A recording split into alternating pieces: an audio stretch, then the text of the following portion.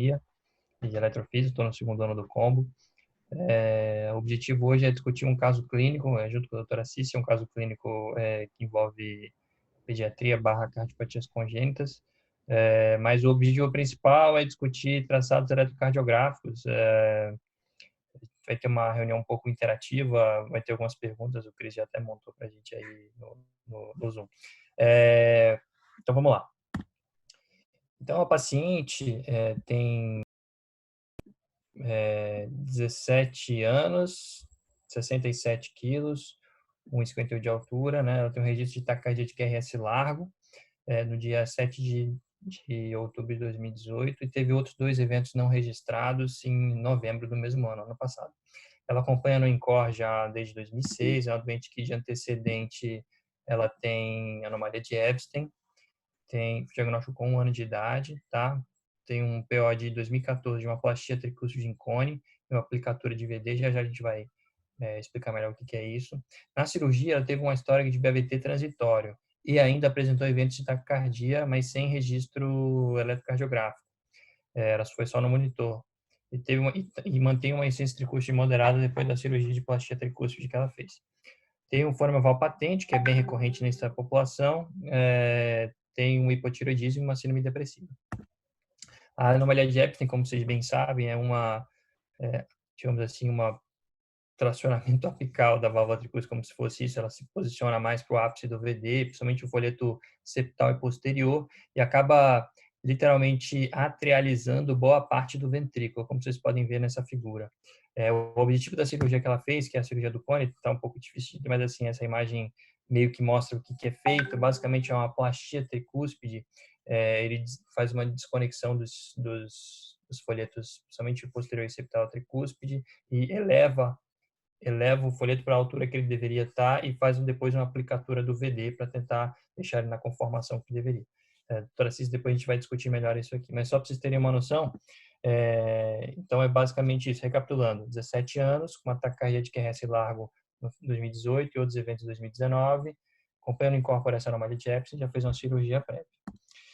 Essa é a taquicardia que foi registrada, como vocês podem ver, uma taquicardia de QRS largo, em V1 negativo, D1 e AVL positivos e parede inferior basicamente negativa, então o eixo superior.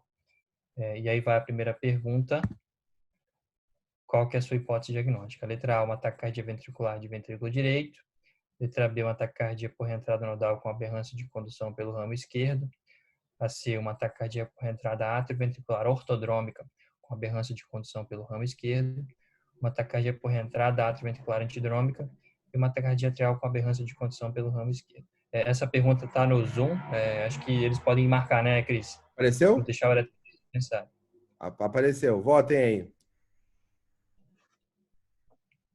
Só apareceu na tela, né? É só clicar. Qual a hipótese? Até agora ninguém votou. Vocês estão vendo? Ninguém tá vendo, Cris. Tá Não vendo tô só o vendo não, elétrico. Cris. Não? Ele abre uma janela separada. Pô. Vou mandar de novo, então. Espera aí. Ó, mandei de novo. É para aparecer. No celular aparece direitinho. Ele aparece na frente, uma tela. Não? No computador, não. Deixa No eu... celular aqui também não, No meu, professor. não. Estranho. Não quer voltar às hipóteses lá? O pessoal já olhou o elétrico. Volta o slide? Voltei já. Então, pensem mentalmente aí qual que é a resposta. Vou tentar de novo. Fácil. Até para testar. Ó, lançou de novo. Agora só fica as hipóteses, não fica o eletro. Tá. Ele não fica uma tela na frente? Não. Peraí. Tem 2 câmeras suas agora, Cris. Eu sei. Deu. Eu entrei no iPad aqui para ver se aparece. Vou tentar de novo. Só um pouquinho. Ops.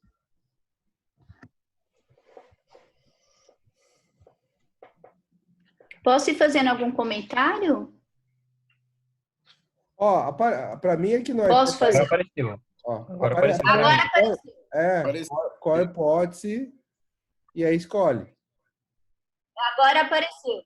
Isso. Agora vê se fica na frente do eletro esse. Porque ele está na frente do texto. Passa o eletro, Rodrigo. Aí, é ótimo.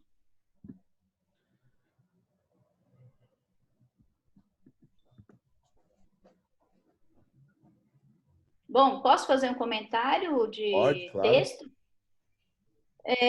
Se sabe, né, que nós não podemos utilizar, quando se tem cardiopatia congênita, os nossos critérios que a gente está acostumado a usar para isquêmico, porque frente a essa distorção da anatomia, todos aqueles critérios se perdem. O único que vale é dissociação, né, fusão, que aí esses são patognomônicos, e o que eles mencionam também, um eletro ser totalmente diferente do de base, né? E com mudança do eixo. Então, é muito importante ter o eletro em sinusal para você também querer fazer uma hipótese diagnóstica. Só 3 pessoas votaram. Ó, é anônimo, não tenho medo de errar. Não, é anônimo. Não aparece quem votou em o quê. Agora já tem 5 pessoas.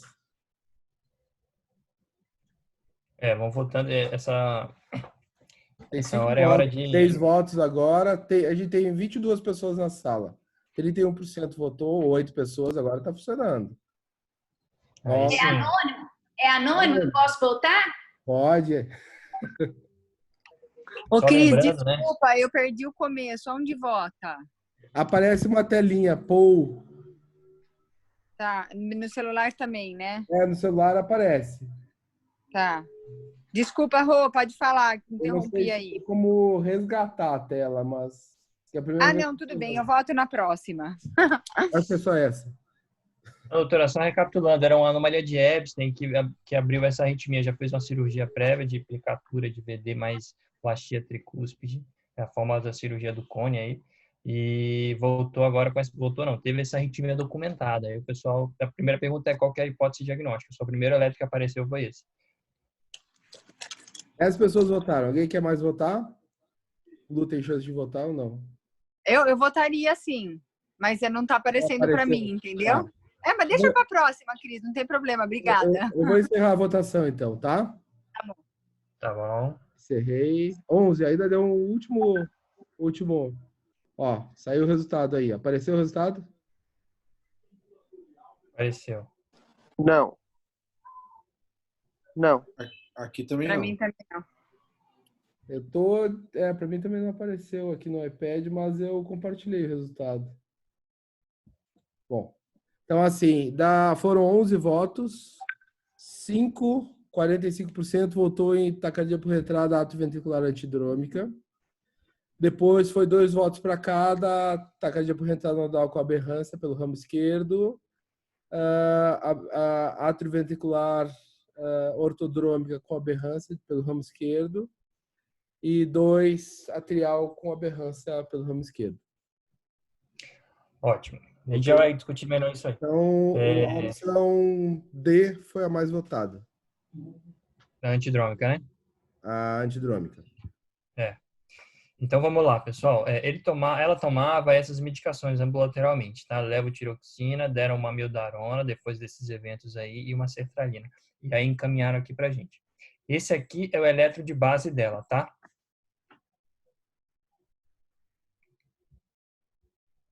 Se alguém quiser mudar de hipótese diagnóstica agora, fica à vontade.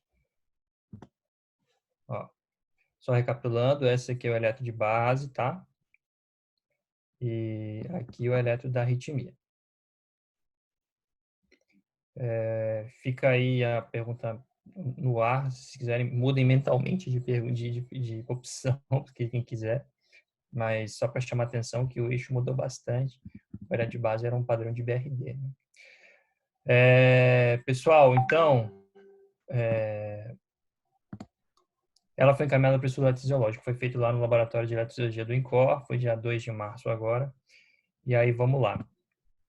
Esse foi o eletro já da monitorização no estudo fisiológico. O V5 estava um pouco ruim, mas como vocês podem ver, esse no 10/25 igual ao eletro, basicamente um padrão de BRD, um PR normal, aparentemente sem pré-excitação evidente. O eletro nessa... É o Rodrigo, mesmo eletro, mas... Rodrigo, eu não sei levantar a mão, desculpa. Pode voltar o eletro de base? Aqui. Para ficar um pouquinho mais assim interessante até para os clínicos, que a gente sempre menciona no Epstein, né? A questão do qual é a alteração do sistema de condução mais frequente de se encontrar, que é a via acessória, certo? Estão me ouvindo? Então.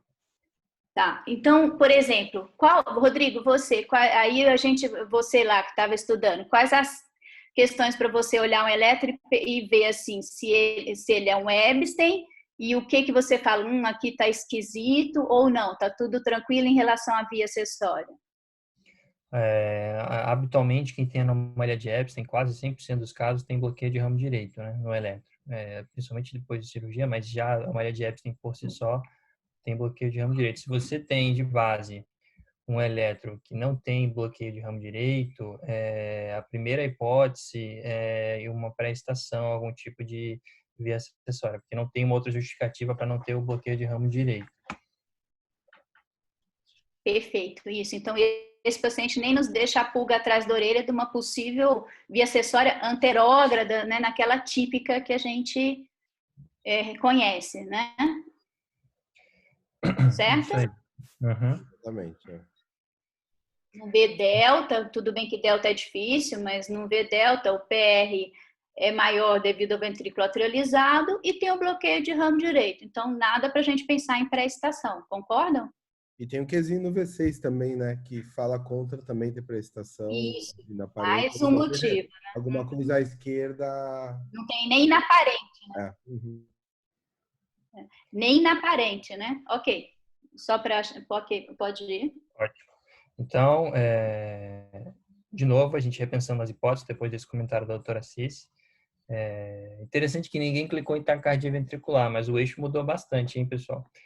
Agora a gente vai discutir o estudo fisiológico que foi feito nesse dia lá no INCOR, foi recente. Quer relançar a pesquisa ou ficar para depois, quando tiver traçado? Volta a mesma questão? Se quiser refazer a pesquisa, seria razoável.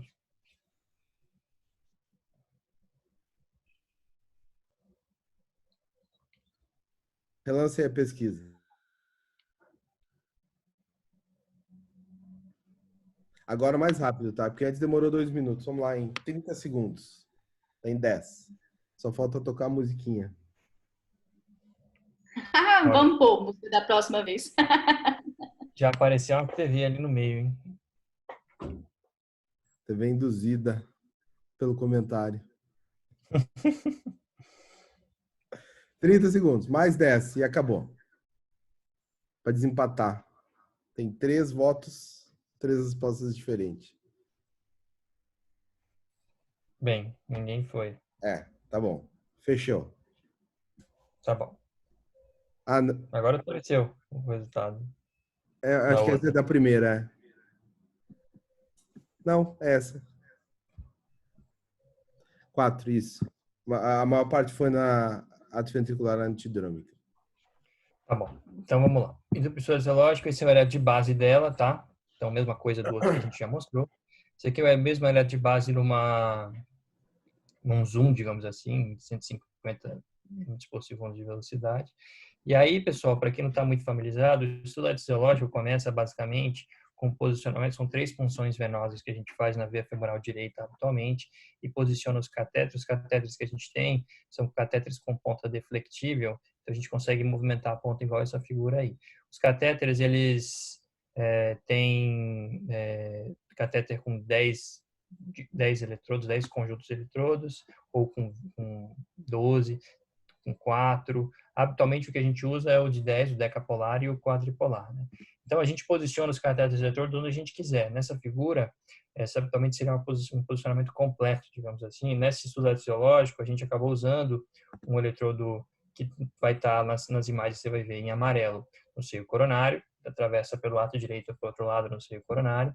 Um que vai estar em azul, que é referente ao eletrodo do ventrículo direito, e outro que vai estar mais em verde, que é o catéter de ablação, o catéter quadripolar.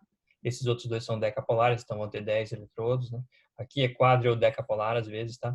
E aí esse eletrodo que está em verde no eletrograma, vocês vão ver, é o eletrodo da ablação, que vai estar ou no riso ou em algum outro local.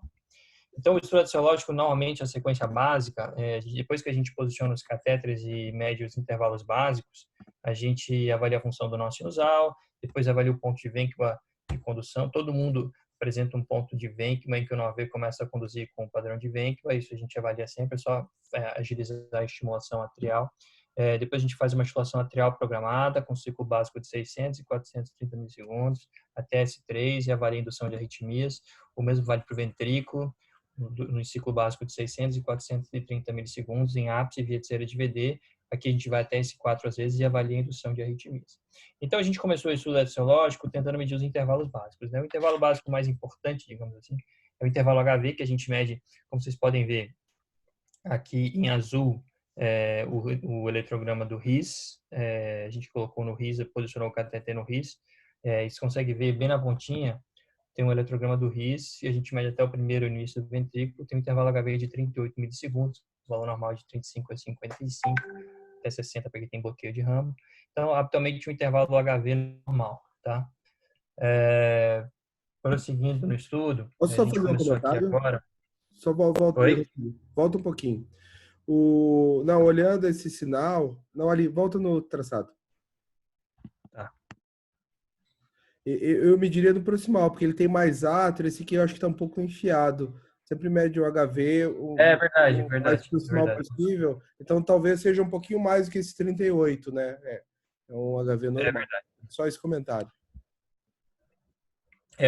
O ideal é medir o eletrodo do RIS quando tem sinal de átrio e ventrículo meio do mesmo tamanho. Pelo menos aqui no distal tem menos do átrio, né? Então o ideal seria lá mesmo. Rodrigo, você não tem um pointer aí, não?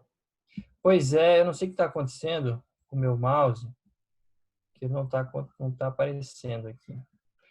A maioria dos slides tem a opção annotation também no Zoom, ou senão tem aquela na barrinha embaixo lá. Annotation. No Zoom tem o annotation, que eu não sei onde está. Não tá dando. Mas, ó, eu deixei os slides, eles estão todos indicados. Acho que vai dar para entender. Vamos ver. Qualquer coisa eu tento parar e reiniciar. Ó, tá aqui falando, view options. View options não tem também. Annotate. View options, annotate. Viu ali? View options. O meu tá em inglês, mas lá na barra de cima, na parte superior da tela. O Conde tá escrevendo aí. Aí tem o annotate. Aí ele ele abre o pointer, mouse, o que quiser. Tá, verdade. Draw, pode inclusive fazer desenho na tela, marcar. Pois é, eu apertei e mesmo assim não aparece. Que estranho, deve ser o meu computador aqui. Ó, alguém escreveu. Ah, fui eu? O Lucas, DPS mouse. O que é DPS mouse, Lucas? Tá com algum não, problema. Sério, não... Tá bom. Então, o intervalo HV, a gente agora faz a estimulação atrial programada. Estimulação atrial programada eu estou fazendo, aqui que vocês podem ver, o pace vai ser no seio coronário proximal.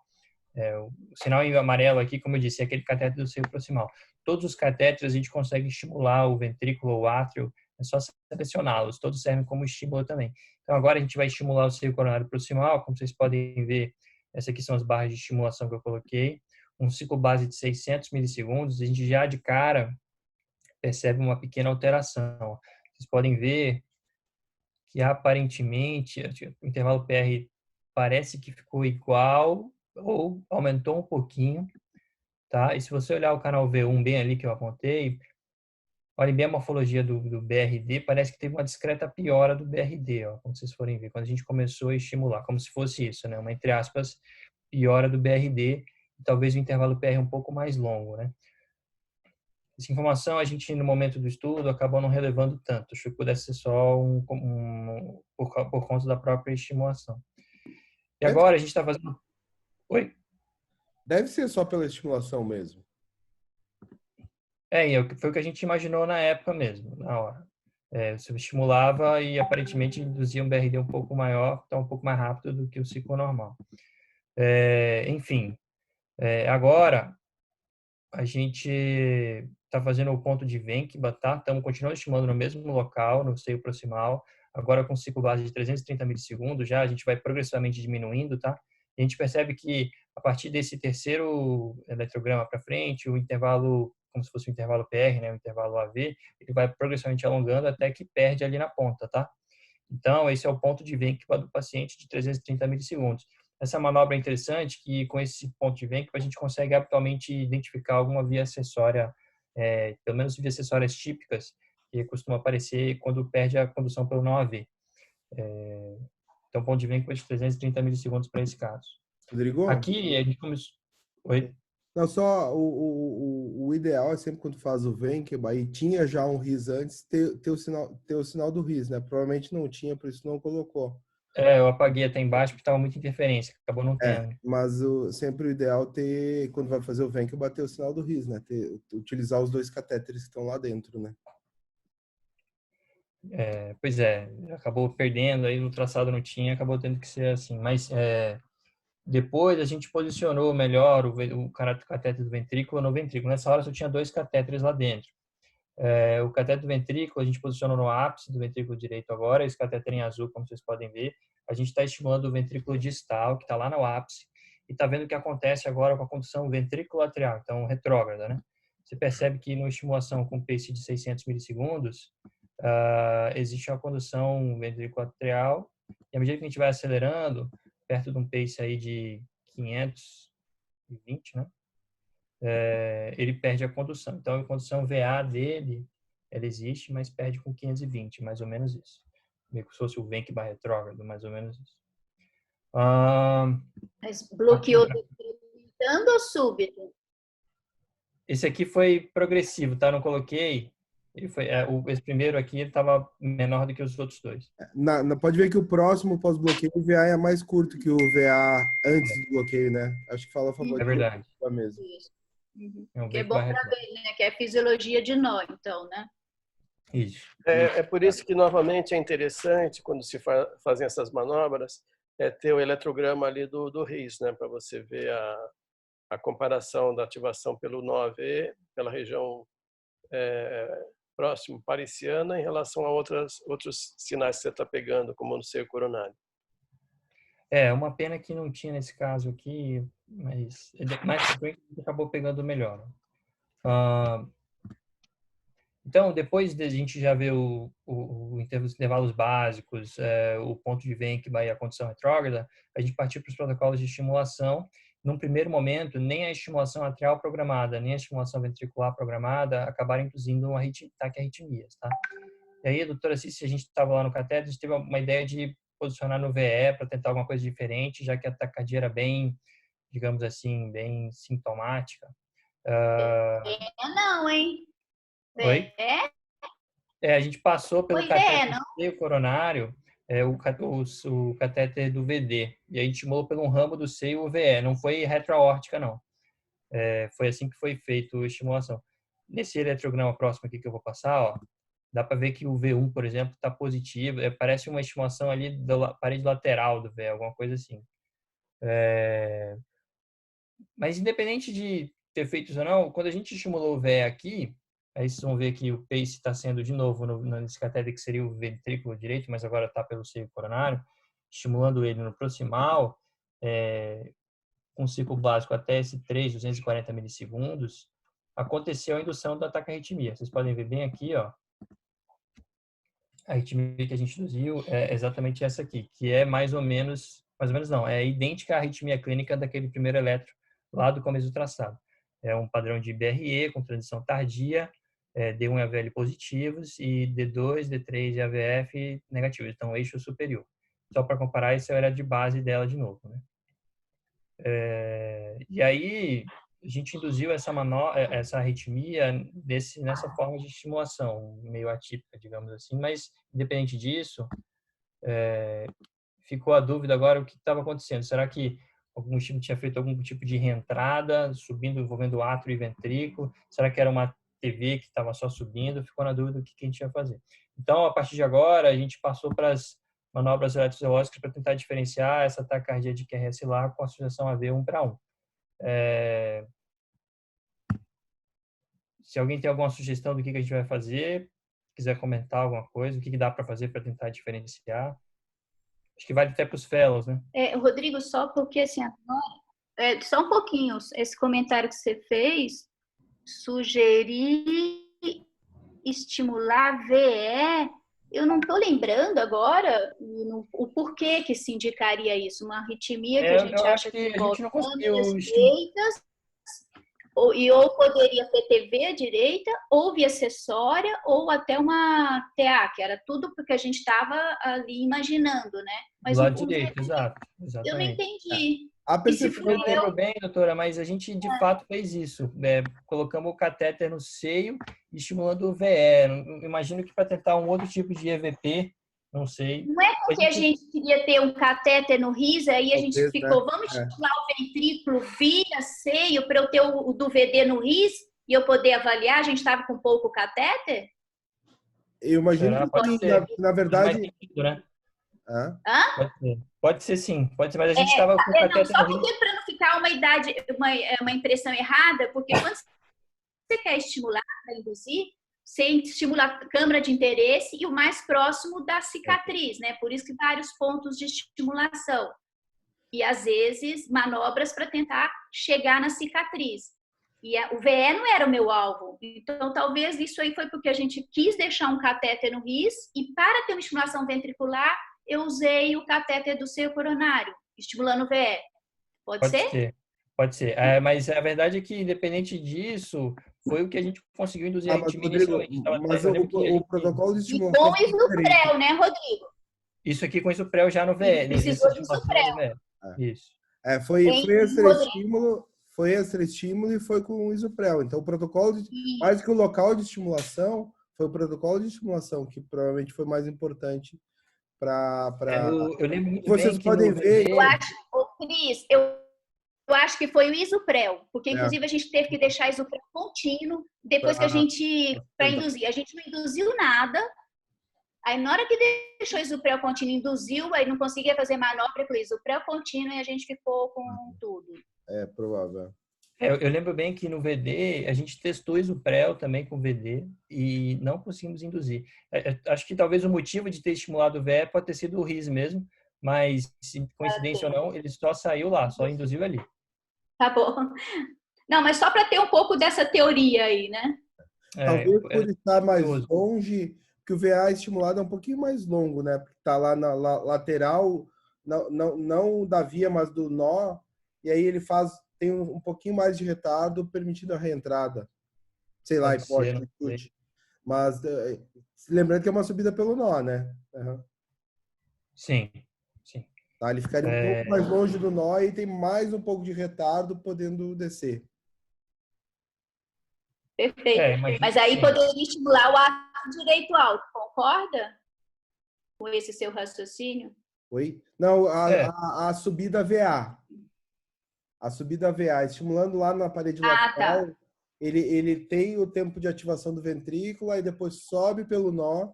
Isso pode ter dado aquele retardo crítico para... Verdade, que favorece a reentrada, né? Poder reentrar. Sei lá, chute. Tá.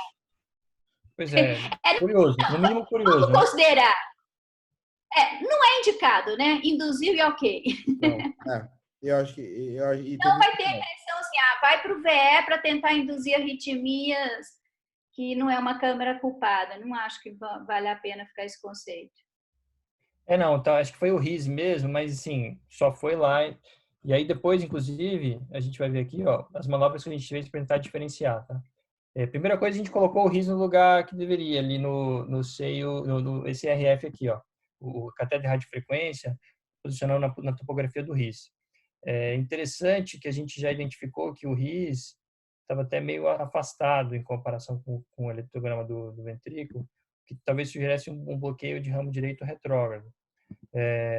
A sequência de ativação que sugeria colocando, posicionando o catéter no RIS, era essa, de que o circuito envolvia alguma coisa que partia do ventrículo, subia pelo RIS e ia para o rato numa ativação atrial concêntrica.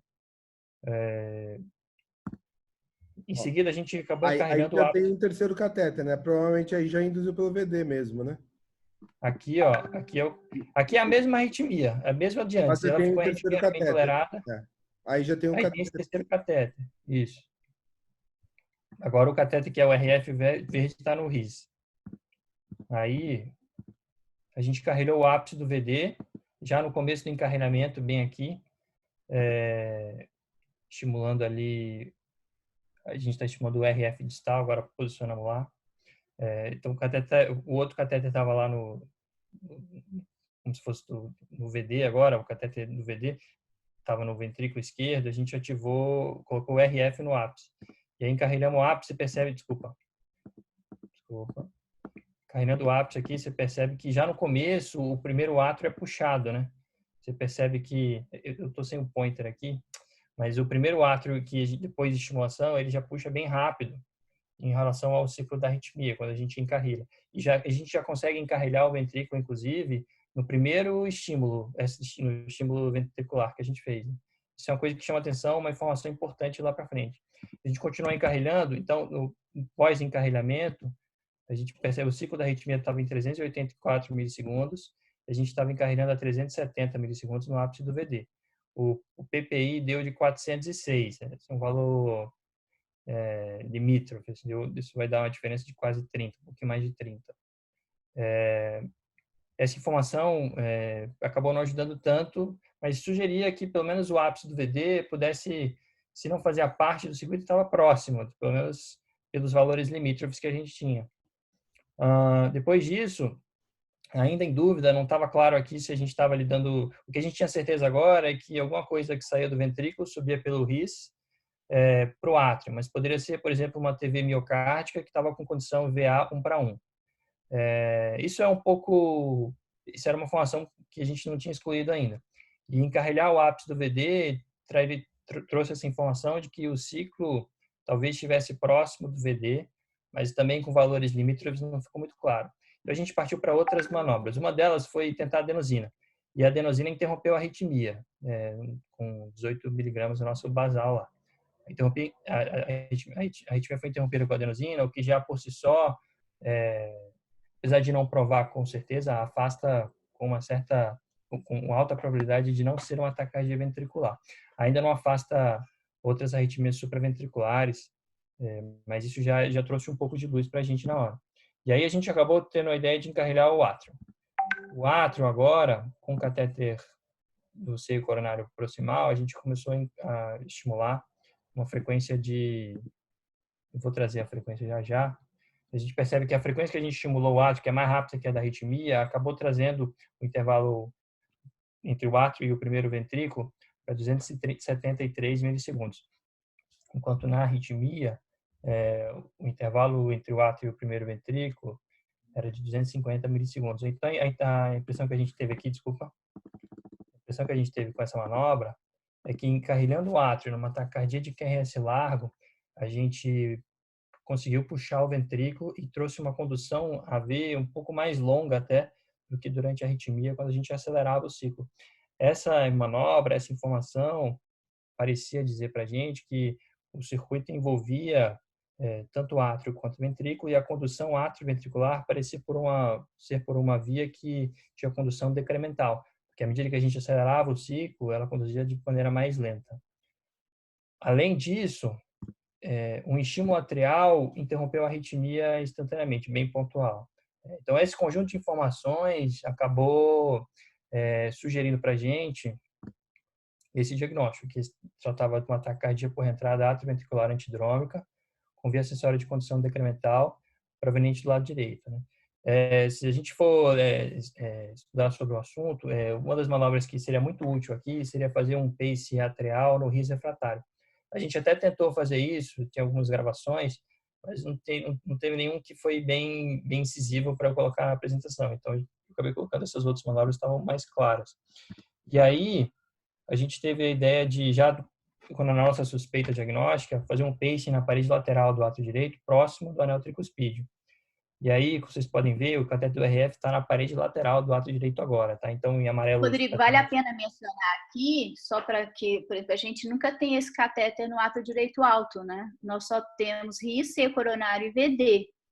E estimulando o seio coronário, hora nenhuma foi pelo feixe igual está indo agora, né? Estimulando o ato direito alto.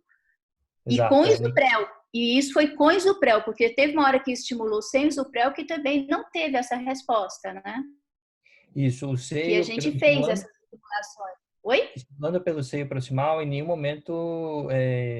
Teve essa resposta aí. E nem estimulando pelo ato direito alto sem isoprel. Então, era ato direito alto e com isoprel que nós conseguimos deflagrar essa resposta. Essa estimulação agora é sob efeito de isoprel, na parede lateral do ato direito. Isso. E aí a gente percebe... que a gente estimulou, aí não deu nada, só que na hora que a gente estava assim, opa, se a hipótese é essa, tem que ter condição via acessória, né? Isso. E aí, com isoprel, parede lateral alta, que nós conseguimos.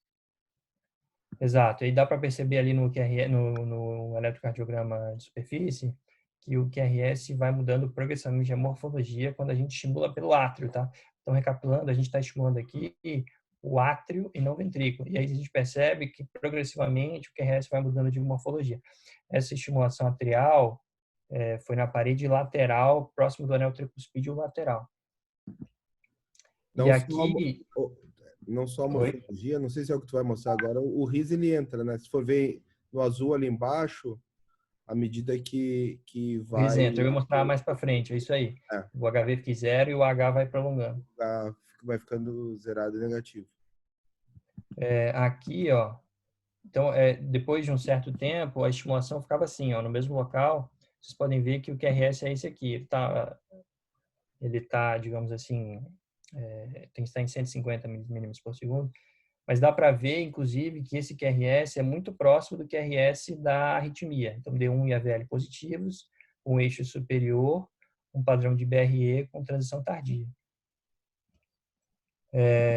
E aí a gente partiu para a ablação. Então, resumindo, recapitulando, esses conjuntos de manobras que a gente fez comprovaram que a taquicardia de QRS largo inicial, que tinha uma associação AV 1:1, na verdade se tratava de uma TAV antidrômica com condição anterógrada e sugeriria aqui ser por uma via com condição anterógrada decremental ainda por aqueles achados. Mais para frente a gente até comprovou isso aí. E agora a gente partiu para a ablação da via. E a gente sabe que para ablacionar esse tipo de via acessória atípica, a gente habitualmente, diferente das vias típicas, a gente não tenta achar o VA ou AV mais precoce. A gente passa habitualmente para tentar achar o potencial da via, o potencial de Mahain que fala. Aqui ficou na dúvida, a gente não estava... Talvez esse eletrograma se tratasse de potencial de Mahain, não ficou claro. A gente estava mapeando aqui o anel tricuspídeo com catéter de radiofrequência. Em estimulação atrial pelo Opa, ele não é grandão assim não, hein? Ele é petitinho. Eu acho que não é não, mas foi só para tentar ilustrar. Até porque lembro que a gente tentou ablacionar a via acessória aí em vários locais, a gente teve só uma perda transitória. A gente só conseguiu com sucesso durante a taquicardia. E aí durante a taquicardia sim, e claro, não achamos nenhum potencial de Mahain. A gente conseguiu naquela topografia mesmo um pouco mais anterior, ablacionamos com sucesso, e aí não tinha, depois os testes tanto com isoproterenol e adenosina, não mostraram nenhuma recorrência. Chama atenção aqui, se você olhar o primeiro eletro pós-ablação em ritmo sinusal, o BRD inicial, ele está mais próximo daquele BRD estimulado que a gente fez, né? Então, ficou na dúvida se eventualmente, já inicialmente, a paciente não estava já pré-excitada, mas uma prestação tão mínima que o BRD escondia e, na verdade, a morfologia não dava quase nada. Talvez aquela estimulação que a gente fez no seio proximal, por ser mais próxima do NOAV, acabou priorizando toda a condução pelo NOAV, e aí o BRD ficou mais claro, mais importante, E, inicialmente, saindo do nó sinusal, o BRD parecia ser uma fusão pela condução anterógrada mínima pela via, muito pouco excitado.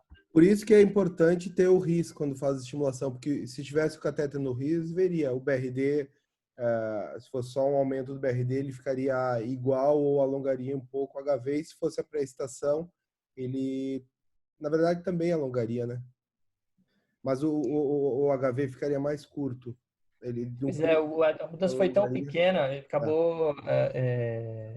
a gente Mas nem percebeu o catéter no RIS é importante porque essas coisas a gente consegue fazer, ajuda no diagnóstico diferencial, né? A gente, em seguida, até a revisão dos traçados, revisão dos traçados, aconteceu essa informação aqui, que aconteceu por exatos 10 segundos. Foi imediatamente antes da gente começar uma estimulação ventricular programada. Ele tinha esse padrão eletrocardiográfico e, espontaneamente, aconteceu isso aqui. Ele acabou mudando para um padrão pré-excitado, né? Dá para ver aqui a metade da frente do eletro para frente, inclusive sugerindo a mesma topografia da via acessória, só que tem o V1 um pouco mais positivo, deixou um pouco na dúvida. Aí o que aconteceu? A gente já encontrou esse tempo aqui, durou exatos 6 segundos. E a gente começou a estimular a estimulação ventricular programada e depois da estimulação, voltou para o BRD de sempre. Isso aqui eu só percebi agora montando a aula, não tinha nem percebido na hora, mas eu imagino que já seja uma manifestação da via acessória aqui. Talvez isso foi bem no começo do estudo, provavelmente adiantaria boa parte do processo se a gente tivesse identificado isso aqui. Mas durou muito pouco tempo e não se repetiu em nenhum momento das gravações, foi só nesse momento aí. Enfim, então recapitulando, essa paciente que tem anomalia de Epstein, 17 anos, né? Ela teve diagnóstico de uma taquicardia atrioventricular antidrômica por condução por uma via acessória decremental. Decremental, já vou, nessa parte agora, eu vou mostrar a parte decremental da via mais claro. Então, aqui eu tenho 5 slides, só para a doutora Cici vai me ajudando, mas 5 slides só para recapitular algumas informações importantes sobre esse tipo de via acessória.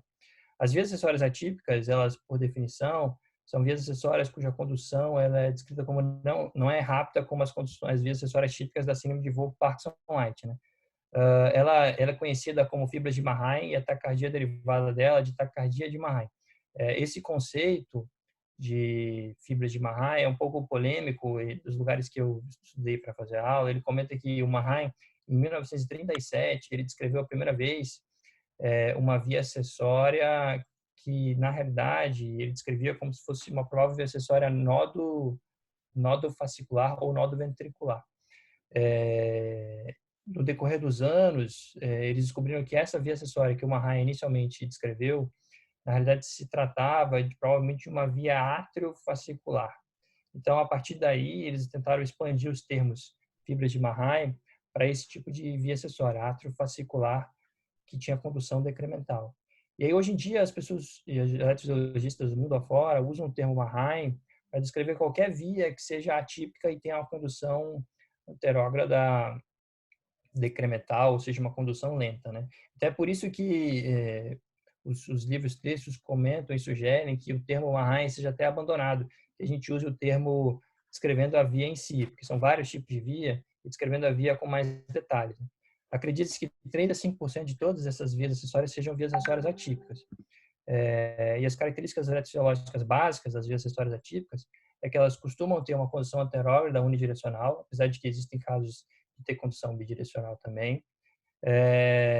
Eles habitualmente têm um tempo de condução prolongado e habitualmente também têm uma propriedade decremental.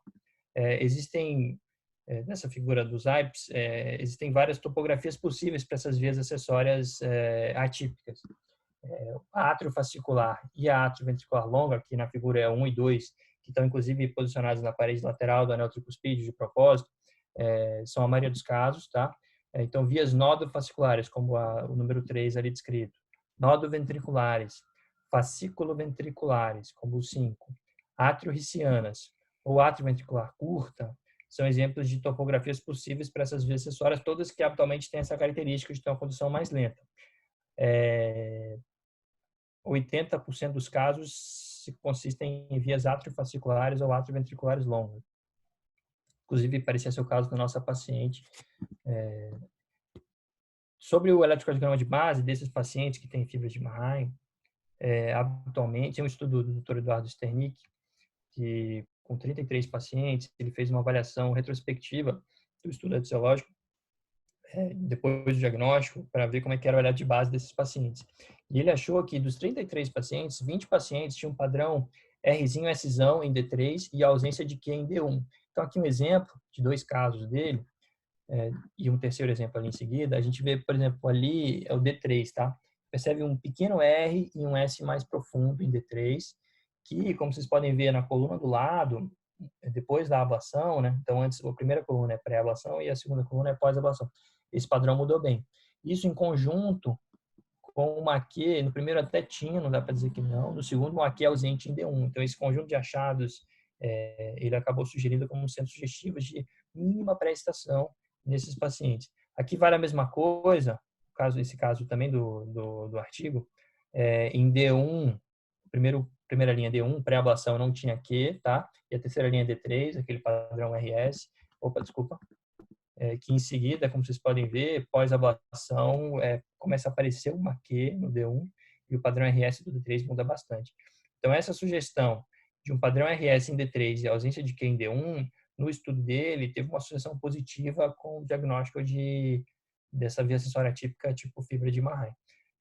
Não era tão sensível, como vocês podem ver, só mais ou menos 60% dos casos tem, e a especificidade também não é 100%, porque tem casos de pessoas normais que têm esse padrão de eletrocardiograma, só tem um coração, tem uma rotação horária, vai dar esse padrão simplesmente sendo normal, né? Então, não é 100%, a sensibilidade não é tão alta, a especificidade é boa, mas não é de 100%, mas é pelo menos uma, digamos assim, uma indicativa de que talvez seja o caso em um paciente que você está suspeitando, principalmente de uma taquicardia de QRS largo, que tem um padrão de BRE. Aproveitando, você vê ali no caso 15 e no caso 14, ele tem registro da taquicardia, todas são muito parecidas, tem esse padrão de BRE com transição lenta, lá para V5, V6, com D1 e AVL positivos, e o eixo habitualmente costuma ser superior. Então, mostrando aí que essas vias acessórias costumam ter uma topografia mais comum que aquela da parede lateral direita.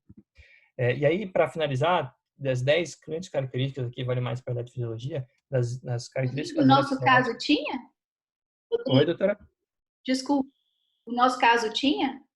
Então, eu vou mostrar lá depois, mas o nosso caso não tinha RS em D3 e o D1 também não era característico. Eu também, pelo que eu vi... Às vezes o Epstein também... Isso. O doutor Sternick, nenhum caso dele tinha Epstein também.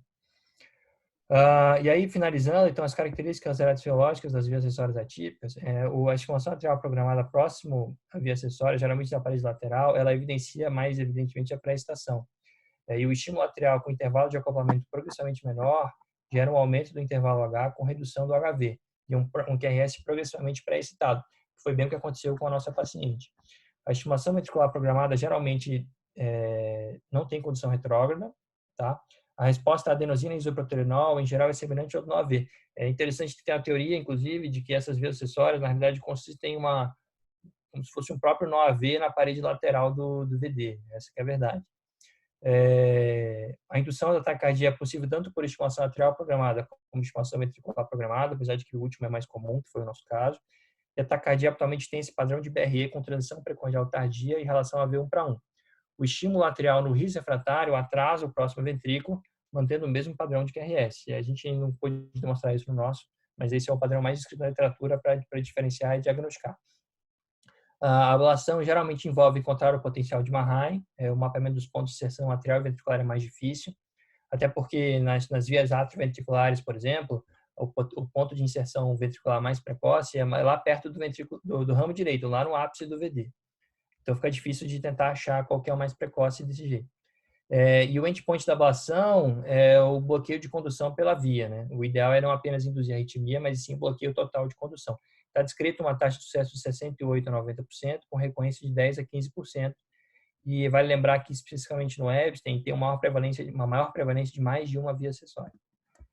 Aqui é só um exemplo daquilo que eu falei. bem rápido, se a gente joga um estímulo S2, ó, vocês estão vendo ali S1, S1, S2, em qualquer ponto, cada vez que o S2 ficar mais precoce, ó, por exemplo, na primeira linha de 280 milissegundos, na segunda de 250, na terceira de 200 milissegundos. Né?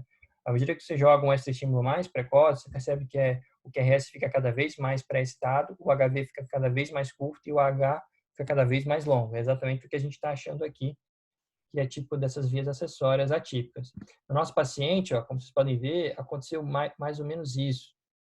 Aqui eu já tentei, a gente sempre estava fazendo esses extra-estímulos já depois de um drive de extra-estímulos na parede lateral.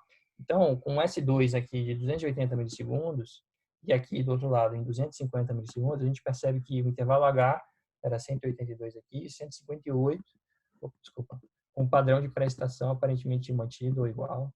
Então, isso sugere essa via acessória também tem condição decremental. E para finalizar, esse é o penúltimo slide, a anomalia de Epstein, só recapitulando, é uma anomalia que acontece de 1 a cada 20 mil nascidos vivos. Ela tem associação com o uso de lítio pela mãe durante a gravidez, apesar disso ser a minoria dos casos. A alteração anatômica mais clássica é o deslocamento dos folhetos septal e posterior da tricúspide para o ventrículo. Isso causa uma atrialização da porção proximal do ventrículo e o ventrículo direito bem pequeno, habitualmente cursando com dilatação das câmaras direitas também. O folheto anterior ele fica em posição normal, mas ele fica bem maior, bem grande. Então, isso gera uma coisa clássica no eco, que chama sail-like, né? Como se fosse em vela de barco. Ele fica bem grande para tentar, entre aspas, compensar os outros dois folhetos que estão mais deslocados para o apical do VD. Existem várias anomalias cardíacas associadas, inclusive forma oval patente, vias acessórias e outras anomalias como CIV, estenose pulmonar, PCA e válvula órtica de Cússide. As vias acessórias elas estão presentes em 6 a 36% dos casos de pacientes com anomalia de Epstein. E para falar um pouco mais delas, as características das vias acessórias na anomalia de Epstein, como a gente comentou, a doutora Cis comentou no começo, o eletro de repouso tem padrão de BRD em quase 100% dos casos nos pacientes com Epstein. E a ausência de PRD no eletro sugere a presença de pré-excitação. Existe uma maior frequência de vias acessórias múltiplas. A combinação mais comum é uma via acessória lateral direita, junto com uma posteroceptal direita, nesses casos. Existe uma maior frequência de vias acessórias atípicas e uma maior frequência de morte súbita atribuída às vias acessórias, apesar de ser duvidoso esse dado. Aqui, o exemplo, esse slide no artigo do JCE, mostra aquilo que a gente comentou. Então, eu estou sem o pointer, mas na primeira linha, a coluna A, mostra que antes da ablação existia um padrão em V1 não era compatível com o BRD, né? Vocês podem ver que sugere até mais um BRE e sugere até talvez um padrão de pré-excitação. A taquicardia, ele fez uma taquicardia atrioventricular ortodrômica em um registro, como vocês podem ver na segunda coluna, essa taquicardia atrioventricular ortodrômica, ela tem um padrão de BRD, né? Então, sugerindo aqui que o paciente poderia ser, claro, por período refratário no momento da taquiarritmia, mas ele fez uma TAV ortodrômica com padrão de BRD. E aí, depois da ablação da via acessória, como vocês podem ver na terceira coluna, principalmente em V1, vocês veem que o padrão de BRD de fato apareceu, né? Então, ficou claro aqui nesse quadrado do lado, em V1 pré-ablação, tinha um padrão de BRE, a TAV ortodrômica tinha padrão de BRD, e pós-ablação ficou bem claro o padrão de BRD. Então, só reforçando que no paciente com anomalia de Epstein, se você encontra um eletro que não tem o padrão de BRD, isso no mínimo tem que aumentar a suspeita para uma via acessória. E nesses pacientes com uma frequência razoável, a via acessória pode ser, inclusive, atípica, como foi nesse caso aí. Então, concluindo, o diagnóstico de taquicardia de Mahain pode ser difícil, o uso de manobras eletrofisiológicas auxilia na diferenciação, a suspeita inicial auxilia na busca do diagnóstico e o eletro normalmente é pouco pré-excitado. A anomalia de Epstein, especificamente, sempre se apresenta com BRD e a ausência deste sugere pré-excitação e a ablação idealmente é guiada pelo potencial de Mahain e não pelo AV ou VA mais precoce, como nas vias acessórias típicas. É isso aí. Parabéns, Rodrigo, viu? Muito bom. Você pegou esse caso, abraçou ele, fez toda a revisão, montou bonitinho. Valeu as críticas aí, nós vamos arrumar, né, dos traçados. Muito bom mesmo. Eu queria só colocar aqui, não sei se já agora ou se eu espero a discussão, porque a gente sempre frisa lá no ambulatório, né? não ir para a cirurgia sem um estudo eletrofisiológico, porque você volta a foto do cone, Rodrigo, por favor, a cirurgia do cone. Perfeito. Porque, por exemplo, Oi? Fui eu? A cirurgia do cone, então, é a retirada do contato endocárdico de um tecido atrial e ventricular. E se a via acessória estiver aí, você não consegue abordá-la mais pelo endocárdio. Então, você vai ter que ser uma cirurgia, vai ter que ser uma ablação cirúrgica, caso aí se tenha uma via, né? Então, a gente sempre frisa isso para que não tenha, mesmo em qualquer idade, que se indique cirurgia. E se for muito descompensado hemodinamicamente ou não tiver condição, o doutor Zé Pedro até fala que ele faz uma ablação profilática em todo o anel. E outra questão para não ir para a cirurgia sem saber se tem outro mecanismo, é que o Rodrigo bem colocou aí, a recorrência é alta, frente ao que a gente sabe de ablação de vias acessórias, sem cardiopatia estrutural, e o insucesso também é maior, né, frente ao que a gente sabe das ablações. Então, se nós pudermos falar para o cirurgião, a via está aqui, reforça o que nós tentamos fazer, vai ser bem melhor para o paciente. E diminuir aí arritmismo pós-operatório, né, o que vai favorecer também uma melhor evolução. É algo que a gente está sempre frisando no ambulatório e vendo desses casos, tem casos que a cirurgia de Fontan tem sido bem pior, né? Que aí o acesso ainda também fica bem complicado. Mas aí esse caso para nós tem essa ilustração. Ela já operou com que idade que foi que ela operou? Foi com diagnóstico com um ano, operou em 2014. Ela tem 17 anos, então foi 12, né? Daria bem para nós termos feito aí toda a nossa investigação. Mas ainda bem que pelo menos a via dela não era lá da região do cone, né? Interessante não ter aparecido a via com BAVT, né? Não ter o quê? Teve um BAVT transitório na cirurgia, tá escrito ali, né? É mesmo, né? Mas será que não viu É porque também a via conduzia melhor nas catecolaminas, né? Mas no Você viu que a gente era para aparecer, né? ia pela via. Oi? Não, porque principalmente no ritmo sinusal, com o 9 bloqueado, não sei se bloqueou também a via ou ela é só catecolaminérica mesmo.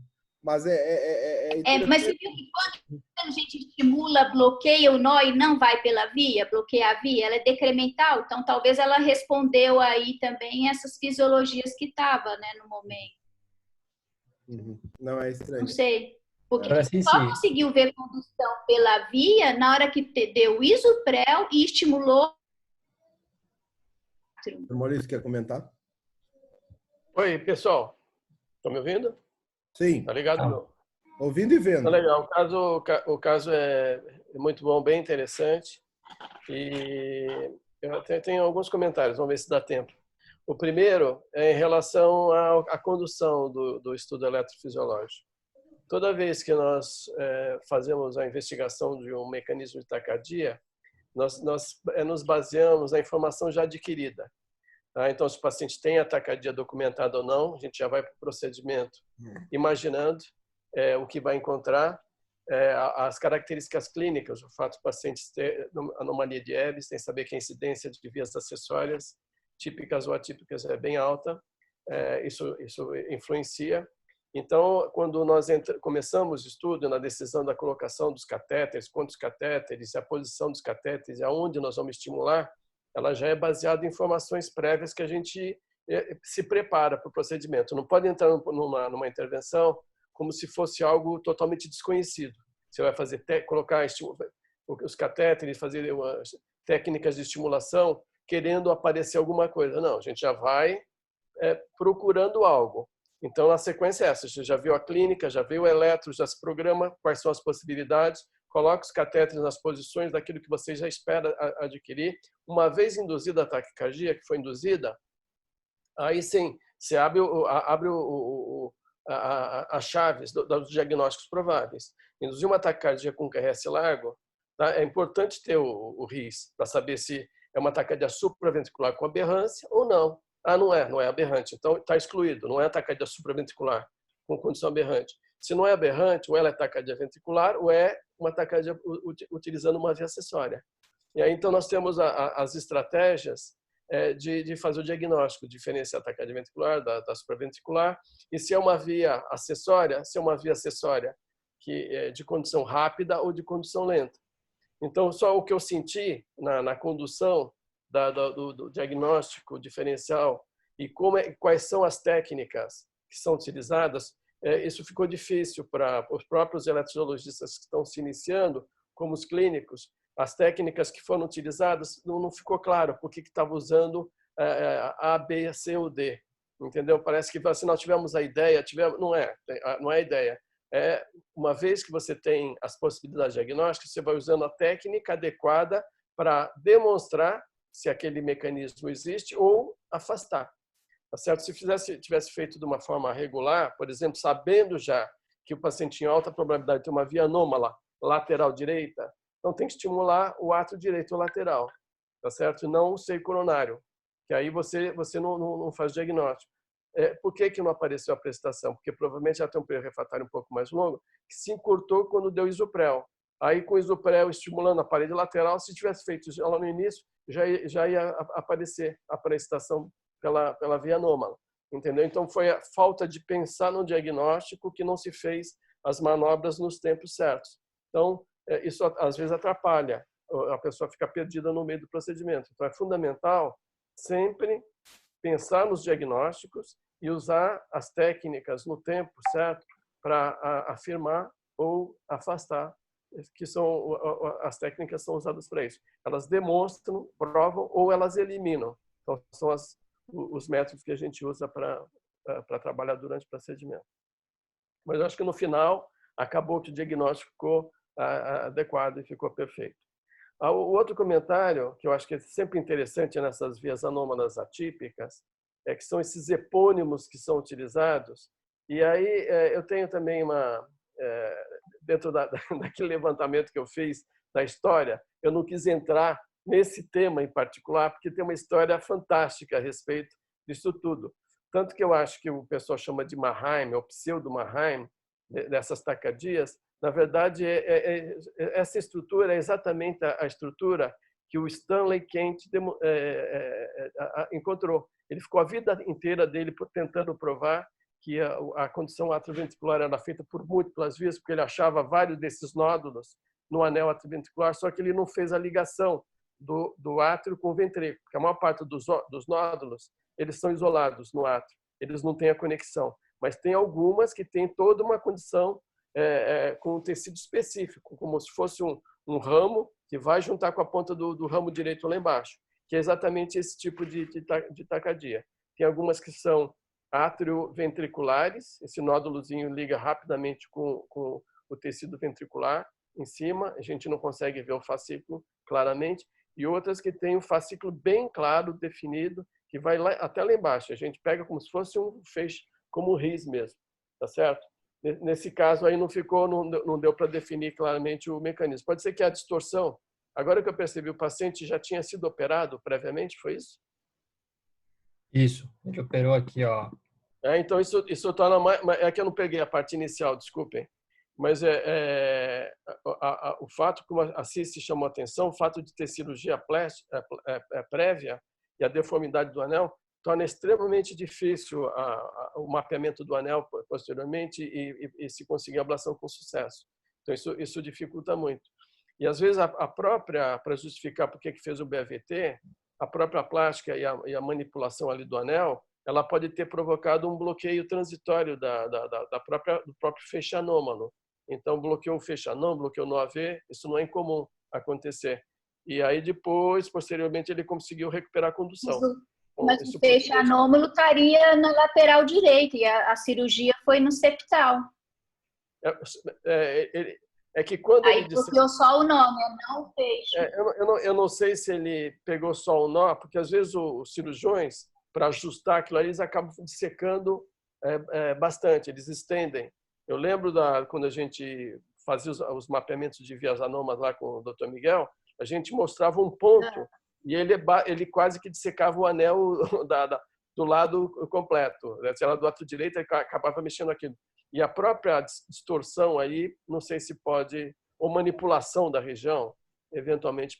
A única forma que eu consigo entender é de que o paciente fizesse um bloqueio total pós a cirurgia. A outra, a menos que a via anômala fosse um período refratário extremamente longo, tá certo? Mas é incomum porque isso só funciona fosse dependente puramente de ação de catecolamina, isoprel, mas isso é extremamente atípico. Essa era, né, doutor Maurício? Nós estimulamos a parede lateral alta sem isoprel e não identificou a via. Só a estimulação com isoprel é que identificou. Então, ela também tem essa característica. Pode ser que fosse uma via basicamente dependente de catecolamina. Acho que isso que atrapalhou um pouco o diagnóstico. Não era uma via convencional, não só a localização, como essa questão, né? Não é essa impressão, sim. Não, e assim, quando você pensa na fisiologia da via acessória do Epstein, é a questão do tecido conjuntivo, do anel, a implantação baixa dele, e deixar esse átrio conectado com esse ventrículo. Então, é uma via por conexão direta do tecido atrial e ventrículo. E é por isso que são múltiplas vias. Sinceramente, via decremental não foi mesmo a minha primeira hipótese. E o que eu estava querendo? Desmascarar a via ou ver se era uma... E até TV, né? Falei, vamos ver. Então, a gente induziu. Na hora que induziu uma que eu falei, o que é isso? Aí, sim, confesso, não sei como que colocou o catéter. Ela tinha acesso, 17 anos, ela tinha uma anatomia pertinente para colocar o que a gente sempre coloca, seio coronário, RIS e VD. Isso eu não entendi. Posso rever aí por que pegou um traçado que não tem RIS. Não tem o porquê. Aí, agora, eu não me lembro. Eu sei que ela tinha acesso, eu poderia pegar todos os catéteres e colocar. E eu sei que na hora que induziu, eu falei, mas se é antidrômica, cadê essa via que eu não vi? Foi até onde eu chamei o Cris, eu falei, Cris, estimula aí, porque eu falei assim, me ajuda a estimular esse átrio aí, porque tem que ter, né? Aí o Cris entrou no mesmo, né? E eu pedi para fazer isoprel.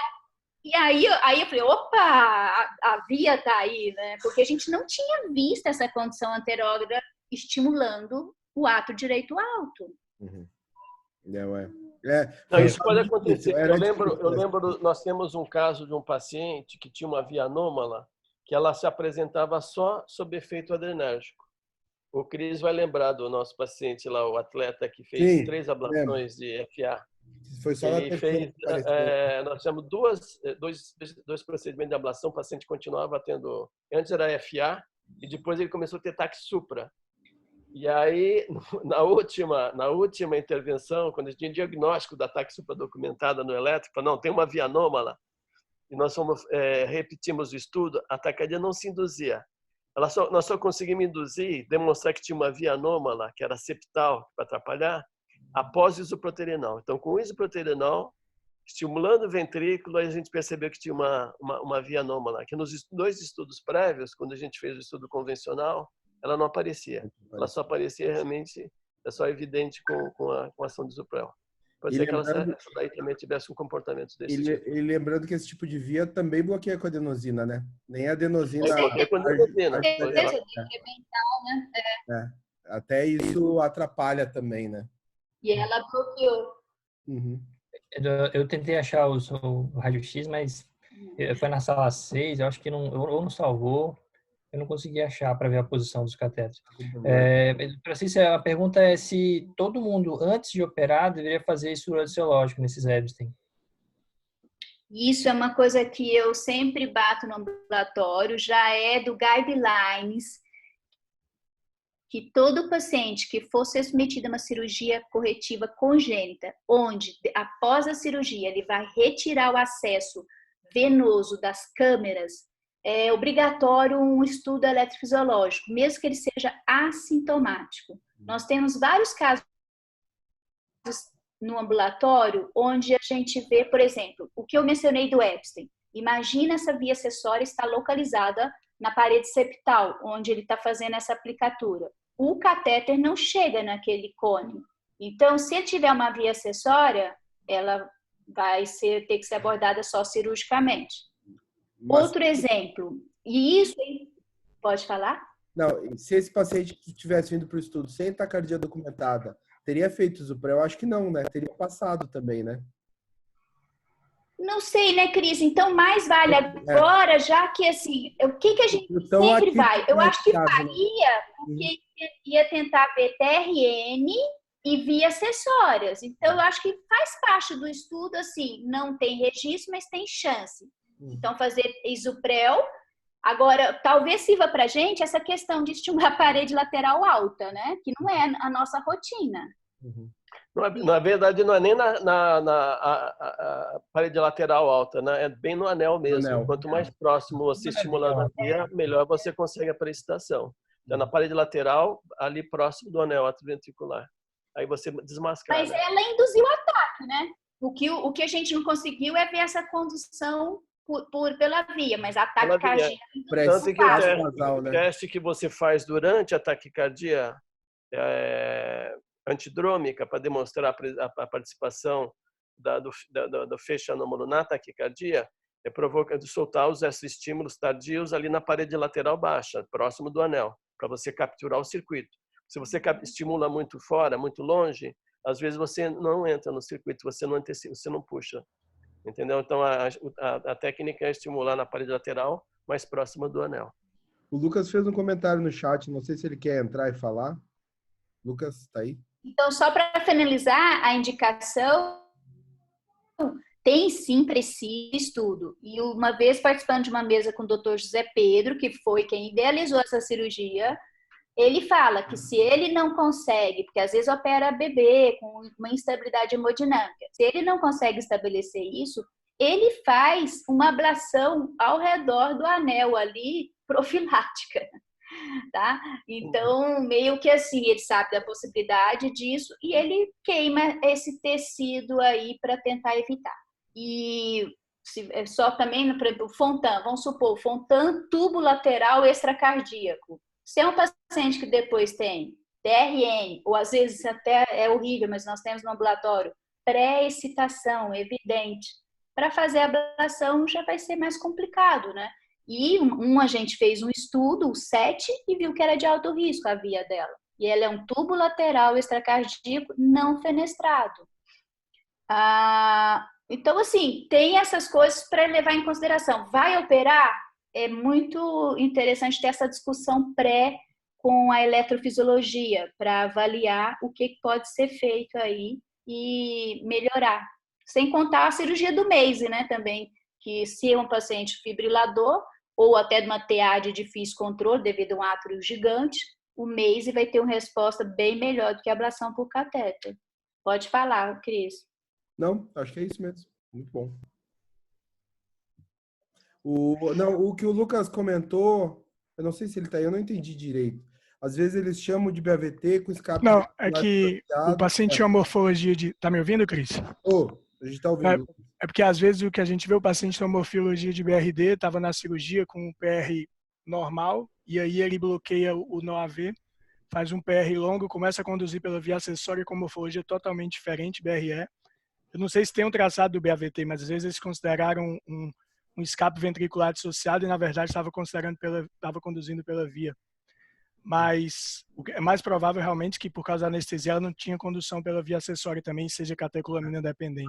Às vezes, os BAVTs pós-operatórios tem bradicinusal, tem um monte de coisa que acaba sendo uma mistura, né? Exatamente. Não obrigatoriamente é um BAVT. E sobre o que o Dr. Maurício falou, que a gente teve um caso semana passada bem parecido. O paciente fez ablação de FA com 17 anos, fez outra com 18, depois teve palpitação de novo e aí apareceu a prestação só depois. Nunca tinha tido prestação, não apareceu nos primeiros estudos. E aí a prestação se mostrou depois, era uma via acessória, na verdade, né? Tá bom. Legal. Legal. Parabéns aí, pessoal, pelo caso. Achei legal, achei a discussão também muito boa. Senti falta dos nossos colegas